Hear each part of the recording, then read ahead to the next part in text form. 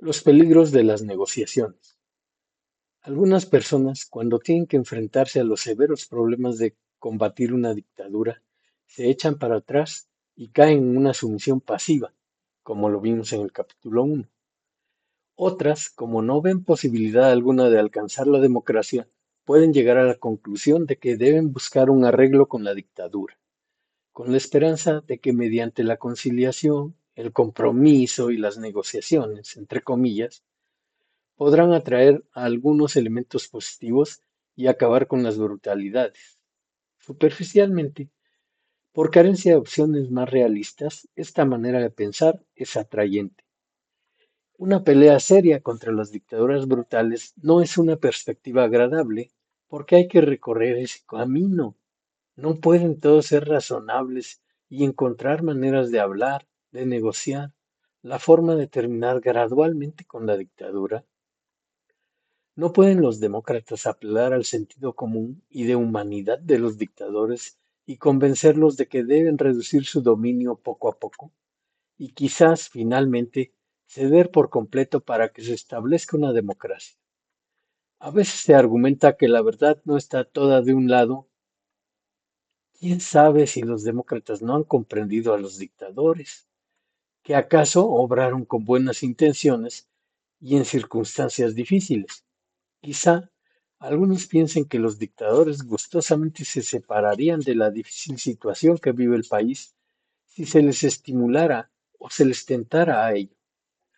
Podría argumentarse que a los dictadores se les debería ofrecer una solución por medio de la cual todo el mundo saliera ganando. Los riesgos y dolores de proseguir la lucha podrían ser innecesarios, se puede argumentar. Si la oposición democrática solo desea terminar el conflicto pacíficamente por medio de negociaciones, que podrían quizás contar con la ayuda de algunos especialistas o hasta de otro gobierno, ¿no sería eso preferible a una lucha difícil, aun cuando fuera una campaña dirigida por la lógica de la acción no violenta y no la de una guerra militar? Ventajas y limitaciones de las negociaciones. Las negociaciones son un instrumento muy útil para resolver algunos conflictos y no deben desdeñarse o rechazarse cuando son apropiadas en algunas situaciones, como cuando ningún asunto fundamental está en juego y, por consiguiente, es aceptable el compromiso. Las negociaciones pueden ser un medio importante para zanjar un conflicto. Una huelga laboral en demanda de mayores salarios es un buen ejemplo del papel apropiado de las negociaciones en un conflicto.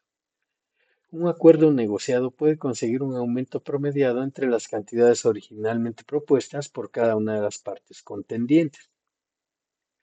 Los conflictos laborales con sindicatos legalmente establecidos son, sin embargo, algo muy diferente de los problemas en los cuales están en juego la existencia permanente de una dictadura cruel o el establecimiento de la libertad política. Cuando los asuntos por resolver son fundamentales porque afectan principios religiosos, problemas de la libertad humana o todo el desarrollo futuro de la sociedad, las negociaciones no llevan a una solución satisfactoria para ambas partes. En algunos asuntos básicos no se debe transigir. Solo un cambio en la correlación de fuerzas a favor de los demócratas puede salvaguardar adecuadamente los asuntos básicos que están a discusión. Ese cambio ocurre a través de una lucha, no mediante negociaciones. Esto no quiere decir que las negociaciones no deben usarse nunca. El hecho es que tales negociaciones no son un modo realista de librarse de una férrea dictadura cuando no existe una poderosa oposición democrática. Por supuesto que hay circunstancias en que las negociaciones pueden no ser una opción. Los dictadores firmemente establecidos, que se sienten muy seguros de su posición, pueden negarse a negociar con sus opositores democráticos. O bien, cuando ya se haya iniciado las negociaciones, los negociadores democráticos pueden desaparecer y no regresar. ¿Rendición negociada? Los individuos o grupos que se oponen a una dictadura y se inclinan a las negociaciones a menudo tienen buenos motivos para hacerlo, en especial cuando una lucha armada ha continuado durante varios años contra una dictadura brutal sin una victoria final. Es lógico que todas las personas, sin importar su filiación política, deseen la paz. Es probable que los demócratas estén especialmente dispuestos a negociar cuando los dictadores evidentemente tienen la superioridad militar y cuando la destrucción, las víctimas y los perjuicios sufridos entre aquellos ya no pueden soportarse más. Habrá entonces una fuerte tentación de explorar cualquier otra opción que pueda rescatar al menos algunos de los objetivos de los demócratas, a la vez que pone fin a un ciclo de violencia y contraviolencia. La oferta de paz, entre comillas, mediante negociación que un dictador le haga a la oposición democrática, por supuesto, no es del todo sincera. La violencia podría ser inmediatamente terminada por los propios dictadores si tan solo estos dejaran de hacer la guerra contra su propio pueblo. Bien podrían, por su propia iniciativa y sin ninguna negociación, restaurar el respeto a la dignidad y los derechos humanos, liberar a los presos políticos, acabar con la tortura y suspender las operaciones militares, retirarse del gobierno y hasta pedirle excusas al pueblo. Cuando la dictadura es fuerte pero existe una resistencia irritante, puede que los dictadores deseen lograr la rendición de la oposición bajo la cobertura de hacer la paz. El llamado a negociar puede parecer atractivo, pero dentro de la sala de negociaciones, acaso se esconderían graves peligros. Por otra parte, cuando la oposición es excepcionalmente fuerte y la dictadura se encuentra de veras amenazada, los dictadores pueden buscar la negociación como una manera de salvar lo más posible de su capacidad de control o de sus riquezas. En ninguno de estos casos deben los demócratas ayudar a los dictadores a lograr sus metas. Los demócratas deben desconfiar de las trampas que los dictadores les pueden tender con pleno conocimiento de causa durante un proceso de negociación. El llamado a negociar, cuando se trata de cuestiones fundamentales de las libertades políticas, puede ser un esfuerzo por parte de los dictadores para inducir a los demócratas a rendirse pacíficamente, mientras que la violencia de la dictadura continúa. En semejantes conflictos, negociaciones solamente podrán jugar un papel apropiado al final de una lucha decisiva, en la cual el poder de los dictadores haya sido destruido y estén estos buscando pasaje seguro para llegar a un aeropuerto internacional. El poder y la justicia en las negociaciones. Si esta opinión parece un comentario demasiado áspero sobre las negociaciones, quizá deba moderarse un poco el romanticismo que se asocia con las mismas. Es necesario saber cuál es la dinámica de las negociaciones. Una negociación no significa que las dos partes se sientan juntas como iguales y conversan hasta resolver el problema que produjo el conflicto entre ellas. Es necesario recordar dos verdades. Primera, que en las negociaciones no es la relativa justicia de los puntos de vista en conflicto y sus objetivos lo que determina el contenido del acuerdo negociado. Segunda, que el contenido de éste lo determinará mayormente la capacidad de poder de cada parte. Se deben considerar varias preguntas difíciles. ¿Qué puede hacer cada una de las partes después para conseguir sus objetivos si la otra decide no llegar a un acuerdo en la mesa de negociaciones? ¿Qué puede hacer cada una de las partes luego de alcanzado el acuerdo si la otra rompe su palabra y usa la fuerza de la que dispone para conquistar sus objetivos a pesar del acuerdo? En las negociaciones no se llega a un acuerdo mediante una evaluación de lo bueno y lo malo de las cuestiones sobre el tapete. Aunque sobre esto pueda discutirse mucho, los verdaderos resultados de las negociaciones se derivan de una evaluación realista de las situaciones de poder absoluto y relativo de los grupos contendientes. ¿Qué pueden hacer los demócratas para asegurarse de que un mínimo de sus reclamaciones no serán denegadas? ¿Qué pueden hacer los dictadores para mantener el control del poder y neutralizar a los demócratas? En otras palabras, si se llega a un acuerdo, Lo más probable es que sea el resultado del estimado que cada parte haga de la capacidad de poder de ambas y, en consecuencia, calcule cómo podría terminar una lucha abierta entre los dos. Debe prestarse atención a lo que cada parte esté dispuesta a ceder para llegar a un acuerdo. En negociaciones exitosas hay concesiones recíprocas. Cada parte consigue parte de lo que quiere y cede parte de sus objetivos. En los casos de dictadura extrema, ¿qué es lo que las fuerzas prodemocráticas van a ceder a los dictadores? ¿Qué objetivos de los dictadores tendrán que aceptar las fuerzas democráticas? ¿Tendrán los demócratas que conceder a los dictadores, sean estos un partido político o una camarilla militar, un papel permanente constitucionalmente establecido en el futuro gobierno? ¿Dónde queda la democracia entonces? Aún pensando que todo salga bien en las negociaciones, hace falta preguntarse, ¿qué clase de paz saldrá de ahí? ¿Será entonces la vida mejor o peor que si los demócratas hubieran empezado o continuado la lucha? Dictadores agradables. Una variedad de motivos y objetivos subyacen la dominación de los dictadores: poder, posición, riqueza, la reestructuración de la sociedad y más. Uno debe recordar que ninguno de estos será satisfecho si abandonan sus puestos de control. En caso de negociar, los dictadores tratarán de preservar sus objetivos.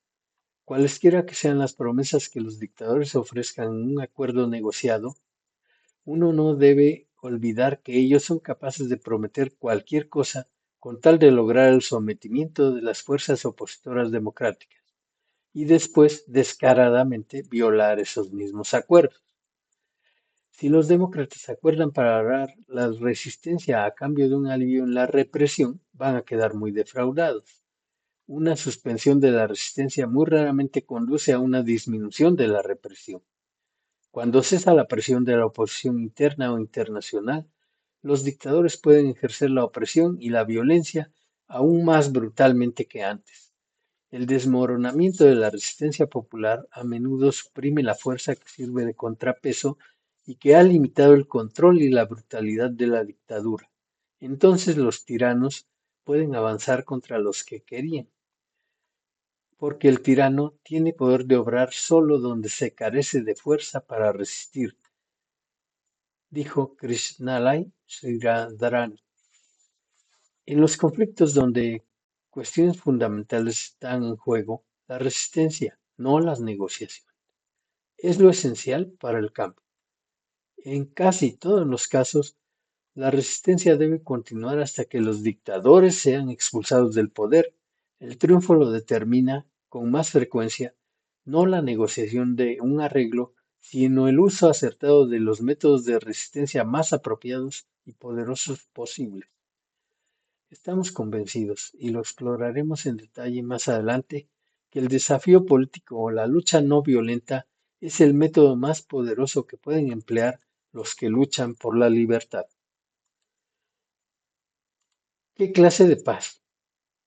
Si los dictadores y los demócratas van a dialogar sobre la paz, es necesario tener ideas claras por los peligros que ello implica. No todos los que emplean la palabra paz quieren la paz con libertad y justicia. El sometimiento a una cruel opresión y el consentimiento pasivo frente a los dictadores desalmados que han perpetrado atrocidades en cientos y miles de personas no constituye una verdadera paz. A menudo Hitler llamó a la paz, pero lo que quería era el sometimiento a su voluntad. Por lo general, la paz de los dictadores no es sino la de la prisión o la tumba. Existen otros peligros. Hay negociadores bien intencionados que a veces confunden los objetivos de las negociaciones con el proceso de estas. Es más, los negociadores democráticos o los especialistas extranjeros aceptados para asistir a los negociadores pueden, de un solo plumazo, dotar a los dictadores de una legitimidad doméstica e internacional que previamente se les había negado a causa de haberse apoderado del Estado. Las violaciones de los derechos humanos, y las brutalidades cometidas, sin esa legitimidad tan desesperadamente necesitada, no pueden los dictadores continuar gobernando indefinidamente. Los representantes de la paz no deben suministrarles esa legitimidad. Razones para la esperanza. Como dijimos antes, los líderes de la oposición pueden sentirse forzados a negociar si creen que la lucha democrática carece de toda esperanza. Sin embargo, ese sentimiento de impotencia puede cambiarse. Las dictaduras no son permanentes. Los que viven bajo una dictadura no tienen por qué permanecer siempre débiles, y a los dictadores no es necesario permitirles que sigan siendo poderosos indefinidamente. Hace mucho tiempo Aristóteles apuntó: la oligarquía y la tiranía son las constituciones que duran menos. En ninguna parte han durado mucho tiempo. Las dictaduras modernas también son vulnerables. Se puede agravar su debilidad y desintegrar su poder. En el capítulo 4 examinaremos estas debilidades con más detalle. La historia reciente muestra las vulnerabilidades de las dictaduras y revela que pueden desmoronarse en un plazo relativamente corto. Se necesitaron 10 años, de 1980 a 1990, para que se viniera abajo la dictadura comunista en Polonia, Alemania Oriental y Checoslovaquia. En 1989 ocurrió esto en semanas. En El Salvador y Guatemala, en 1944, la lucha contra los brutales dictadores bien afianzados duró aproximadamente 2 semanas en cada lugar. El poderoso régimen militar del Shah de Irán fue socavado en pocos meses. La dictadura de Marcos en Filipinas cayó ante el empuje del pueblo en 1986. El gobierno de los Estados Unidos abandonó rápidamente al presidente Marcos cuando la fuerza de la oposición se hizo patente. El intento de golpe de Estado de línea dura en la URSS en agosto de 91 fue bloqueado en unos días por el desafío popular. De ahí en adelante, muchas de las naciones bajo un dominio semejante recuperaron su independencia en solo días, semanas o meses. Está claro que no es válida la antigua idea de que los métodos violentos obran rápidamente y que los no violentos requieren mucho tiempo. Aunque se requiera mucho tiempo para lograr cambios en la situación subyacente y en la sociedad, la lucha concreta contra las dictaduras a veces ocurre con relativa rapidez por medio de la acción no violenta. Las negociaciones no son la única alternativa que hay entre una guerra continua de aniquilación por una parte y la capitulación por la otra. Los ejemplos ya citados, así como los apuntados en el capítulo 1, ilustran que existe otra opción para aquellos que quieren tanto la paz como la libertad, y esa es el desafío político.